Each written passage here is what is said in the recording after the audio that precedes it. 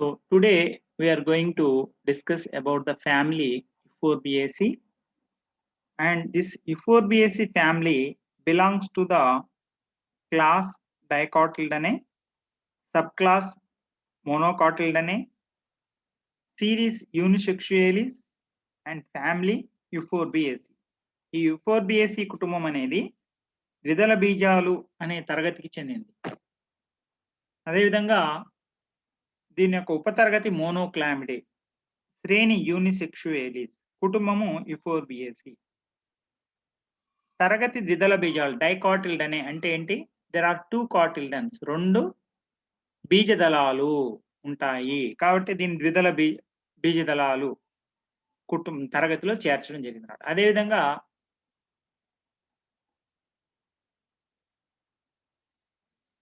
ఈ యూఫోర్బియేసీ అనే ఈ కుటుంబము ఉపతరగతి సబ్ క్లాస్ మోనోక్లామిడే చెందింది. మనకు తెలుసు, as per Bentham and Hooker's classification, dicots are divided into 3 subclasses: polypetalae, gamopetalae and monoclamidae. So ద్విదళ బీజాలని 3 ఉపతరగతులుగా విభజించబడ్డాయి. బెంతాముకర్లో 3 ఉపతరగతులుగా విభజించారు. ఏంటవి అంటే పాలిపెటాలే, గ్యామోపెటాలే, మోనోక్లామిడే. కాబట్టి ఇది ఉపతరగతి మోనోక్లామిడేకి చెందింది. మోనోక్లామిడే యొక్క లక్షణాలు ఏంటి? మోనో అంటే ఒకటి అని అర్థం. మోనో అంటే ఒకటి, క్లామిడే అంటే పరిపత్రాలు, perianth a single perianth. Okay, a single whorl of perianth అంటే పరిపత్రాలు ఒకే వలయంలో ఉండడం వల్ల వీటిని మోనోక్లామిడేలో చేర్చడం జరిగింది. పరిపత్రాలు అంటే ఏంటి? రక్షక పత్రాలు, ఆకర్షక పత్రాలు. Calyx and corolla together called as perianth. So here perianth is in a single ring, ఒకే వలయంలో ఉంటుంది పరిపత్రాలు. కాబట్టి దీన్ని మోనోక్లామిడే, మోనోక్లామిడియస్ అంటారు. నెక్స్ట్ శ్రేణి యూనిసెక్షుయేలిస్ అంటే ఏంటి? ఏకలింగ పుష్పాలు కలిగిన కుటుంబం ఇది. ఇందులో పుష్పాలన్నీ కూడా యూనిసెక్షువల్, ఏకలింగము అంటే పురుష పుష్పాలు, స్త్రీ పుష్పాలు అని వేరువేరుగా ఉంటాయి అన్నమాట. కాబట్టి దీన్ని ఏమంటారంటే యూనిసెక్షువల్, ఏకలింగ పుష్పాలు అని అంటారు.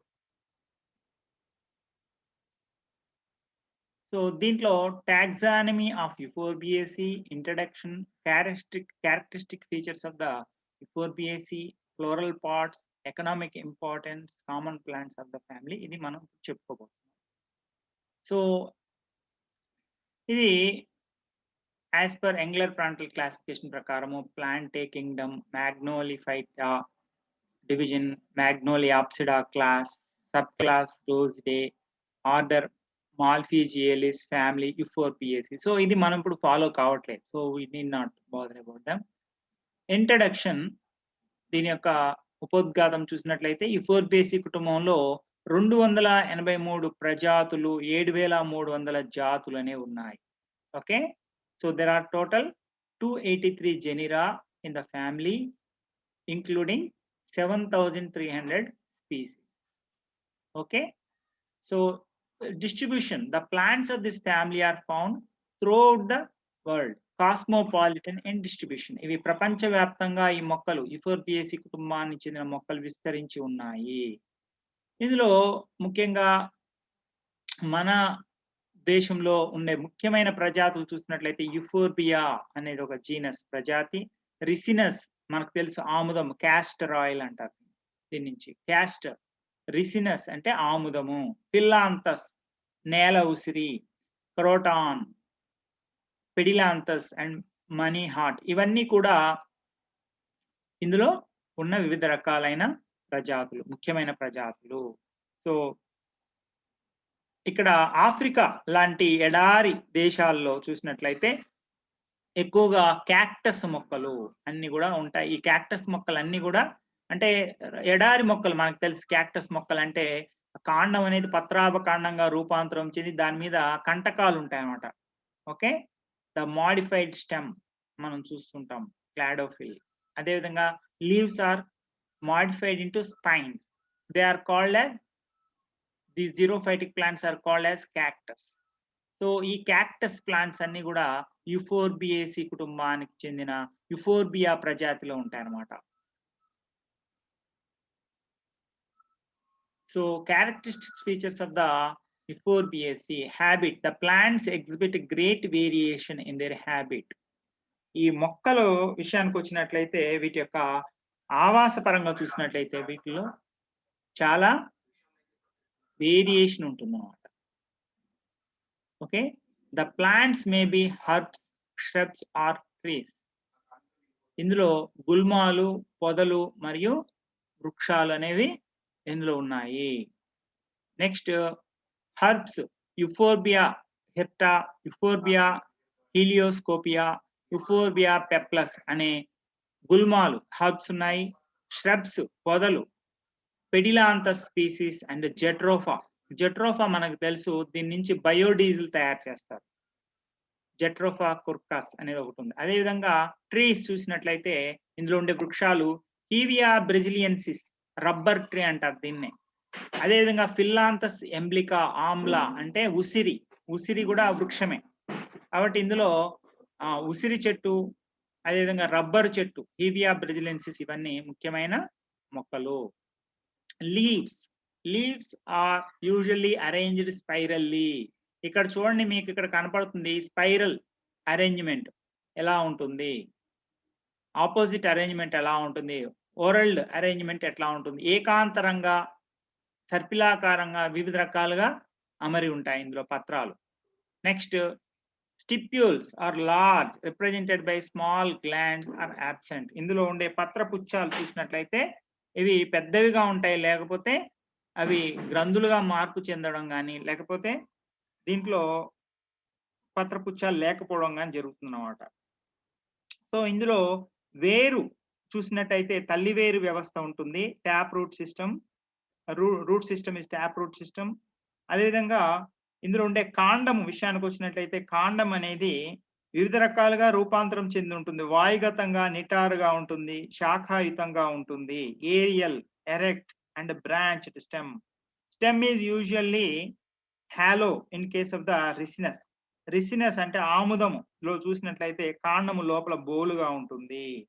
హీవియా బ్రెజిలియన్సిస్ లో కాండం నుంచి లేటెక్స్ అనేది స్రవిస్తుంది.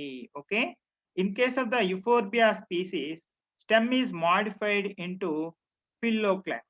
ఇందులో యుఫోర్బియా జాతుల్లో కాండము అనేది ఆకుపచ్చగా ఉండి కిరణజన్య సమయక్రియ జరుపుతూ పత్రాభకాండంగా రూపాంతరం చెందడాన్ని మనము గమనిస్తూ ఉంటాం. So flowers are unisexual. ఇక్కడ పుష్ప లక్షణాలు చూసినట్లయితే ఈ పుష్పాలు సాధారణంగా ఇవి ఏకలింగ పుష్పాలు, యూజువల్ గా యాక్టినోమార్ఫిక్. అంటే ఇక్కడ మనకు తెలుసు పుష్పాలు ద్విలింగ పుష్పాలు, బైసెక్షువల్, యూనిసెక్షువల్.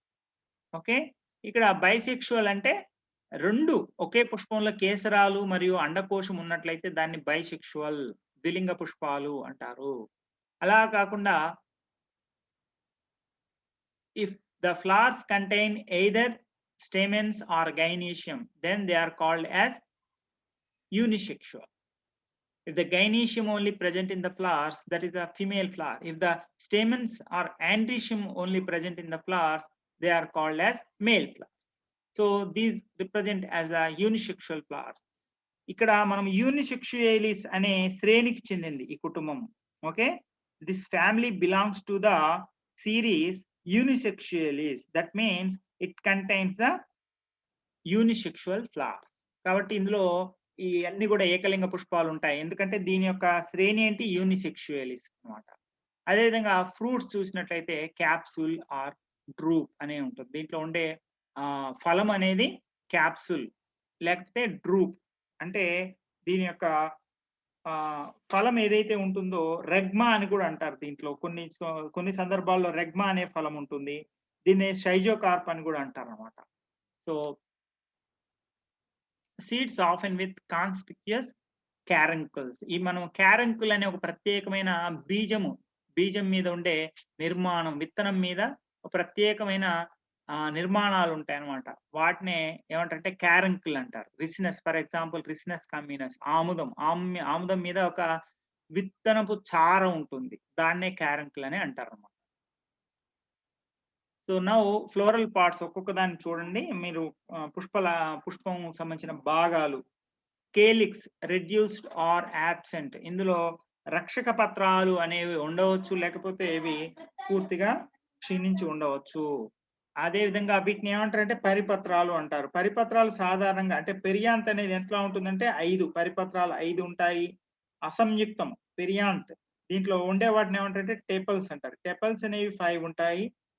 అవి అసంయుక్తము. అవన్నీ కూడా విడిగా ఉంటాయి. They are not fused. కవాటయుత పుష్పరచన. ఓకే. Twisted aestivation. అదేవిధంగా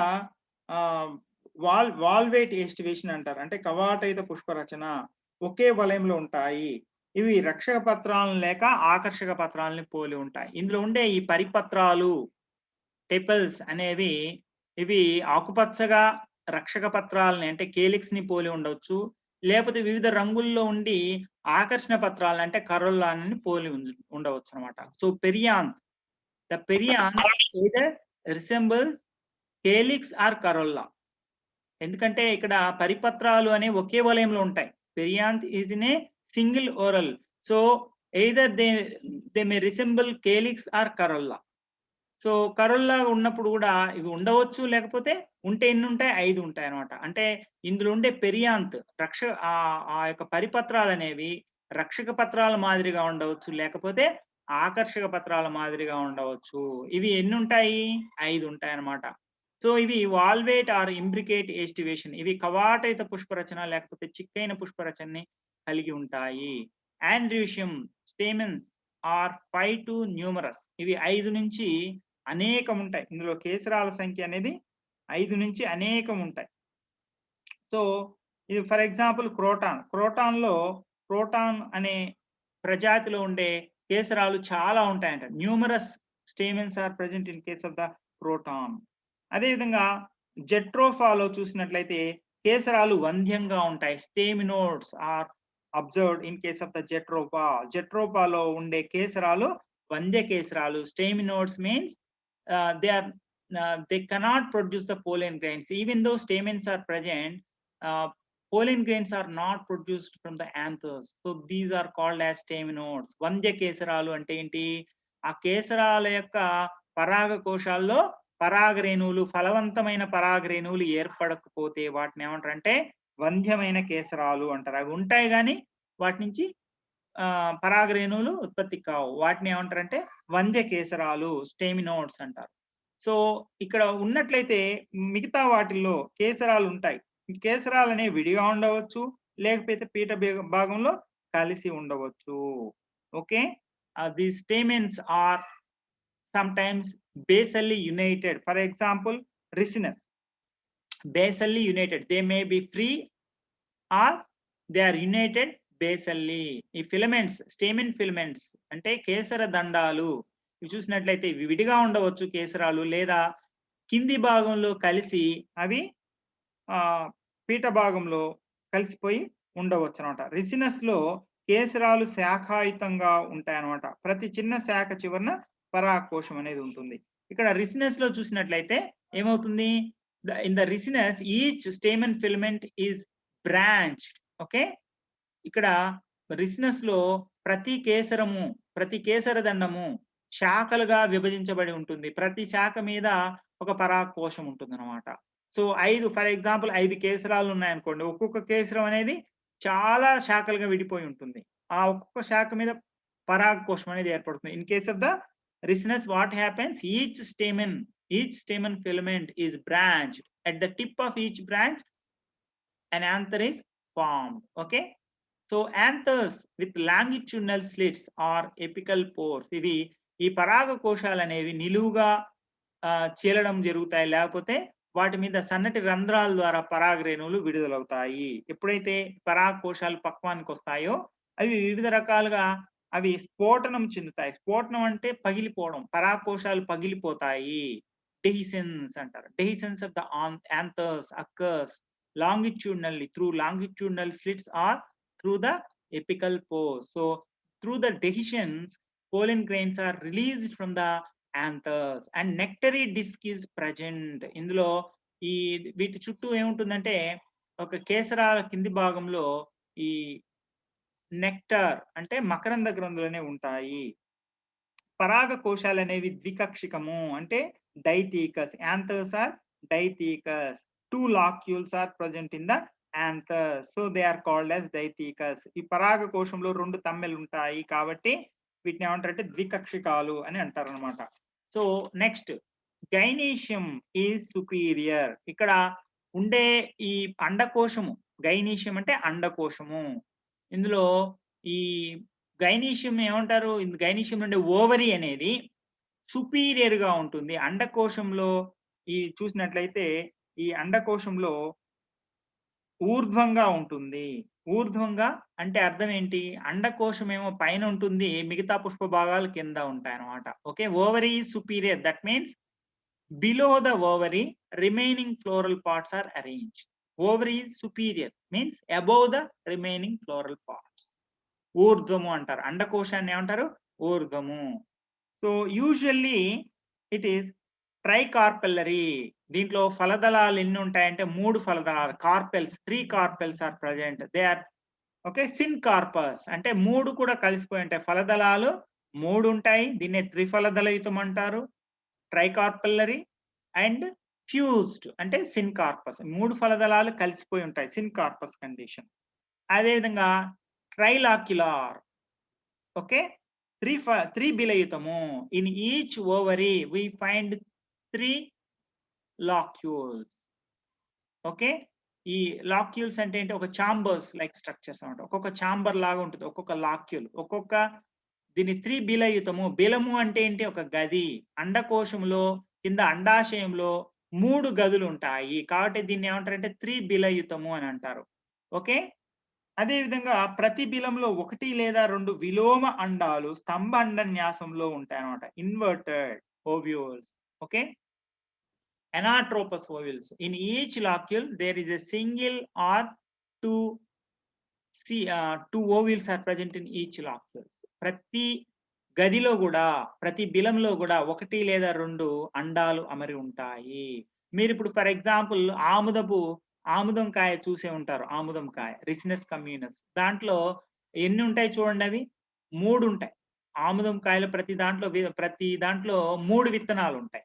ఒక్కొక్క ఫలాంశము మెరికార్ప్ అంటారన్నమాట. ఈ ఫలంలో రిసినస్ ఫ్రూట్‌లో చూసినట్లయితే, ఫలంలో చూసినట్లయితే అది 3గా విడిపోతుంది. మీరు దాన్ని తుంచి వేస్తే 3 ముక్కలుగా విరిగిపోతుంది ఆ ఫలము. ఒక్కొక్క ముక్కని ఒక్కొక్క ఫలాంశము, ఒక్కొక్క మెరికార్ప్ అంటారు. ఒక్కొక్క మెరికార్ప్‌లో చూస్తే ఒక్కొక్క సీడ్ ఉంటుంది.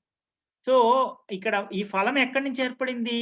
ఈ గైనీషియం అంటే అండకోశం అనేది ఫలదీకరణం చెందిన తర్వాత after the fertilisation the ovary is transformed into the fruit. Okay. ఈ ఓవరీ అంటే అండకోశం ఏదైతే ఉంటుందో అది ఫలంగా మార్పు చెందుతుంది. ఫలదీకరణం కాబట్టి ఇక్కడ అండకోశం ఏ విధంగా ఉంటుందో ఫలం గూడా అలానే ఉంటుంది. అండకోశంలో ఎన్ని అండాలు ఉంటాయో ఫలంలో అన్ని విత్తనాలు ఏర్పడతాయి. సో, మనకి దీన్ని బట్టి ఏమవుతుంది? ఆముదములో 3 బిలయుతము ట్రైలాక్యులర్ కండిషన్ ఉంది. In each locule there is single ovule. It is transformed into seed after fertilization. కాబట్టి ఈ ఆముదము ఫలంలో చూస్తే మనకి 3 ఫలాంశాలుంటాయి. 3 గదులుంటాయి. It represents trilocular condition. 3 బిలయుతము. దాంట్లో ఒక్కొక్క విత్తనం ఉంటుంది. అంటే అర్థం ఏంది? అండకోశంలో ఎన్ని అండాలున్నాయి మొత్తము? 3 అండాలున్నాయి. ఒక్కొక్క గదిలో, ఒక్కొక్క బిలంలో ఒక్కొక్క అండం చొప్పున ఉన్నాయన్నమాట. So, free or basally united styles. ఇందులో దీని కింద కీలాలనేవి విడిగా ఉండవచ్చు లేదా కింది భాగంలో కలిసి ఉండవచ్చు.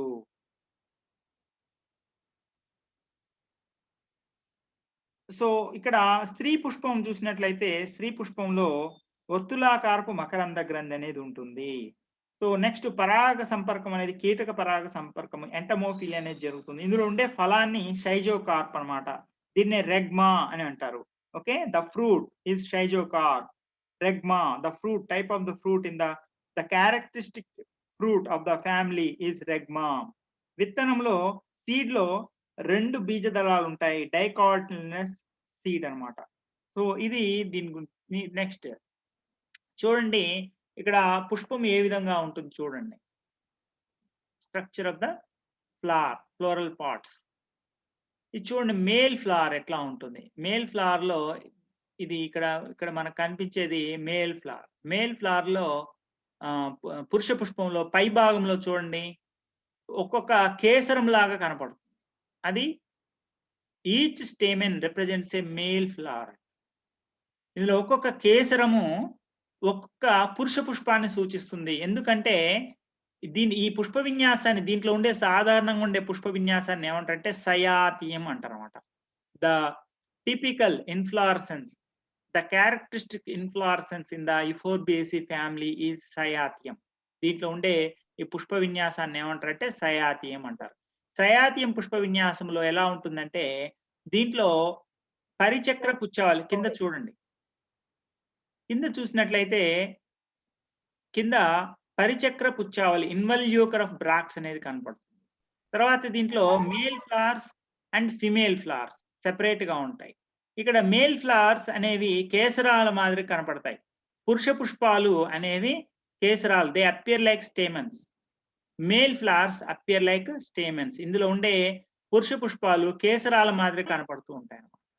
ఇక్కడ చూడండి ఈ పెడిసెల్ కింది భాగంలో మనకి పుష్ప బృంతం కనపడుతుంది, పై భాగంలో కేసరం కనపడుతుంది. ఇది ఒక మేల్ ఫ్లవర్.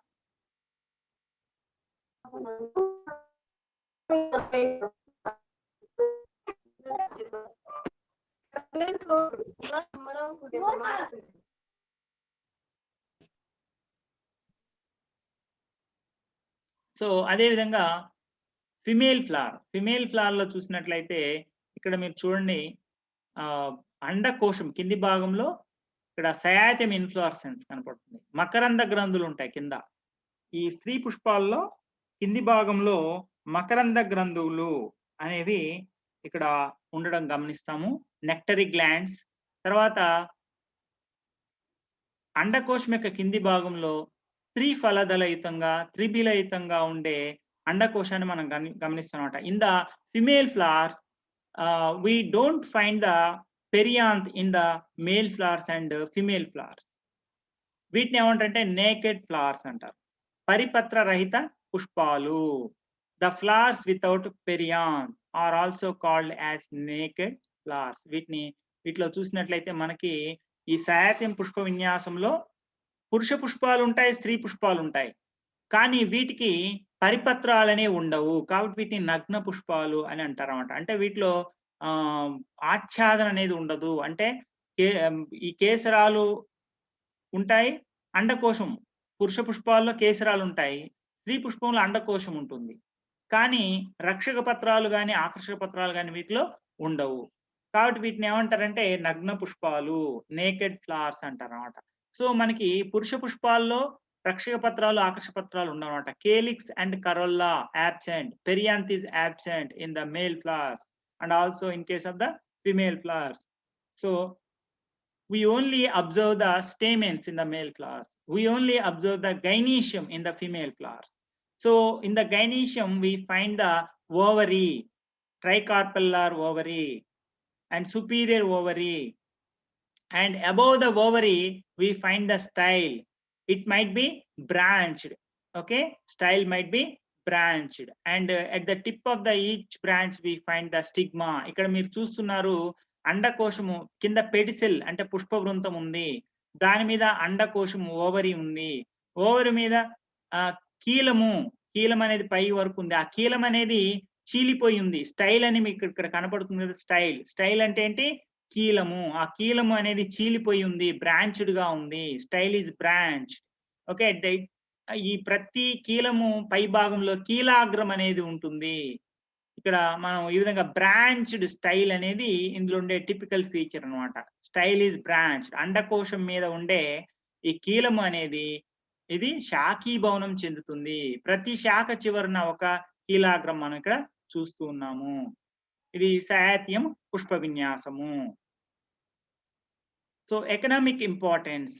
దీంట్లో Manihot esculenta, it gives starchy food from its tuberous roots. ఇక్కడ మీరు చూస్తున్నారు, దీన్నే కర్ర పెండలము అంటారు. ఇది West Godavari, East Godavari districts లో ఇది ఎక్కువగా పండిస్తారు. కర్ర పెండలం అంటారు దీన్ని. మనీ హార్ట్ ఎస్కులెంటా అంటారు. దీని నుంచే సగ్గు బియ్యం తయారు చేస్తారు. సగ్గు బియ్యం అనేది దీని నుంచే తయారు చేస్తారు. కర్ర పెండలం అంటారు దీన్ని. అదే విధంగా ఆయిల్స్ ఇక్కడ కొన్ని ముఖ్యంగా మనకి క్యాస్టర్ నుంచి క్యాస్టర్ ఆయిల్ వస్తుంది. ఈ ఈ కుటుంబానికి చెందిన మొక్కల యొక్క కాండాల నుంచి ఆయిల్ తీస్తారు. దీని నుంచి అంటే రేసిన్స్ తయారు చేస్తారు. సో దీన్ని వుడ్‌కి వార్నిష్‌కి ఉపయోగిస్తారన్నమాట. వార్నిష్ ఆయిల్స్ అనేవి దీని నుంచి తయారు చేస్తారు. అదేవిధంగా lubricant and purgative. For example castor oil. Castor oil అంటే మీకు తెలుసు ఆముదం.